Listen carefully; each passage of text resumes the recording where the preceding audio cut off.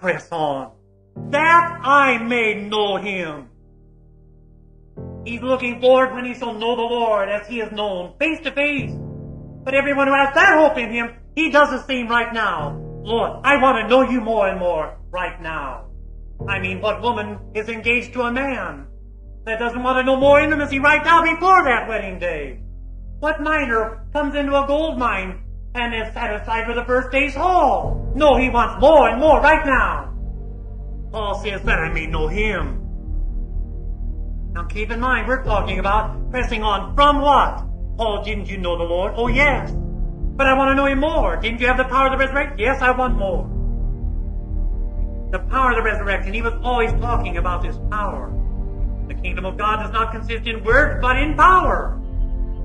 I labor, striving according to his power, which mighty works in me. Power of the resurrection to overcome sin. You see, when an airplane, when it loses power, it starts going down. The gravity starts overtaking it and the plane goes down. When the power comes back, then it's able to overcome the force, the pull of gravity. Same way with sin, with lust, with that old depravity that remains in us. Power of the resurrection. Paul says, that's what I need. That's what I long for. That's what I press on for. Yes, right now. The power to say yes and the power to say no. The power to keep my mouth shut. The power to not retaliate, not take into account a wrong suffered. The power to control my mind, my mental thought. The power to get out of bed, to study the Bible, rise up and pray. You know, it is ridiculous, isn't it, for us to pray, Lord, lead me not into temptation, and then turn right around and put ourselves in the place of temptation. Paul, what did you press on with? With what attitude? I press on with single-minded devotion to Jesus. I count it all loss to gain Christ. Rutherford says, put a low value on everything else but Christ. And that Paul did.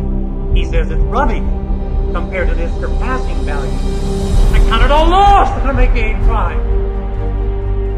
Let nothing get in the way. And what did it profit a man to gain the whole world and lose his soul? We ought to be gripped with the realization that we're not there yet. We haven't made it to heaven yet. We still got ground to take. We still got a race to run. We've come this far, but we can't look back at other runners. We can't look back at the ground we've covered. You're sure to be hindered or destroyed. You've got to look forward, headlong, stretching, reaching, gapping, running, pressing toward the mark. All the way to the end. Or do you think that you have pretty well seen all that God would have to do?